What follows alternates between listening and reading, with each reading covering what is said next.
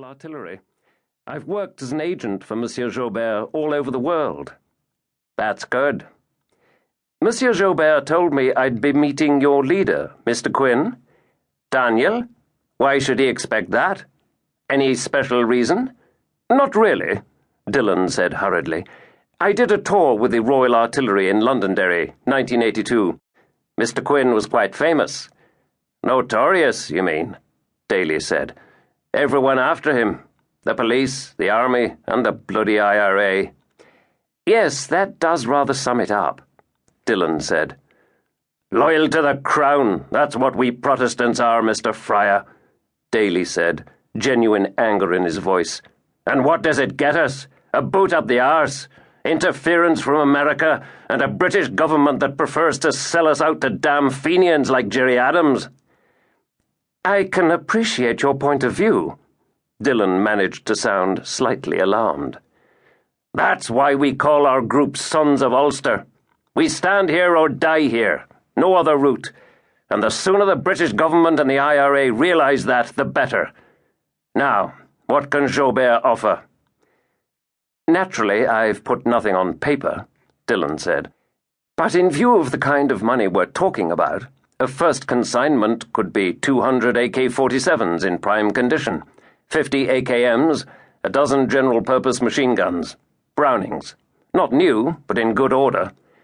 Ammunition? No problem. Anything else? We had a consignment of Stinger missiles delivered to our Marseille warehouse recently. Joubert says he could manage 6, but that, of course, would be extra. Daly sat there frowning and tapping the desk with his fingers.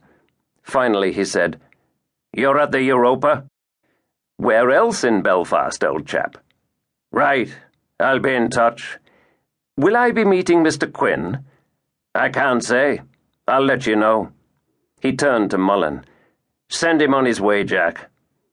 Mullen took Dillon back to the entrance, and as he opened the Judas gate, there was a hollow booming sound in the distance. What was that? Dillon said in alarm. Only a bomb. Nothing to get alarmed about, my wee man. Did you wet your pants, then? He laughed as Dillon stepped outside, was still laughing as he closed the door. Dillon paused on the corner.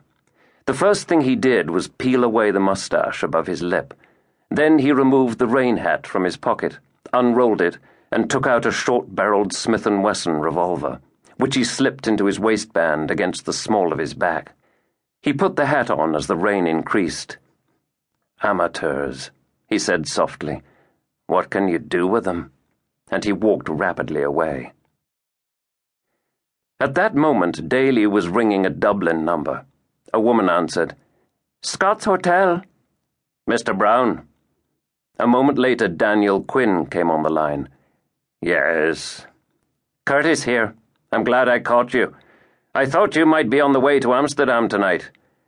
How did it go? Joubert sent a man called Fryer, English, ex-army officer.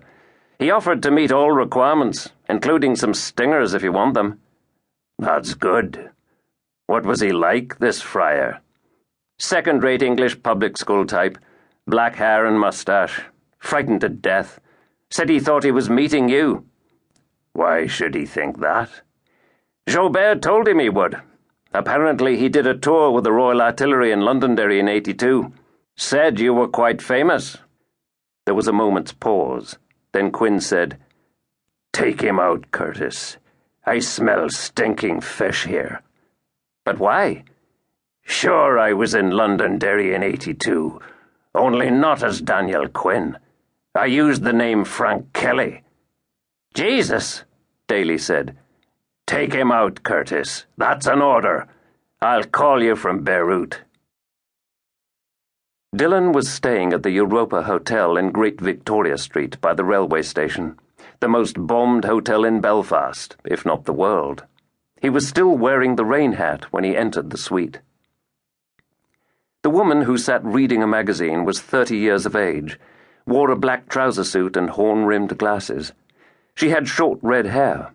Her name was Hannah Bernstein, and she was a detective chief inspector in the special branch at Scotland Yard.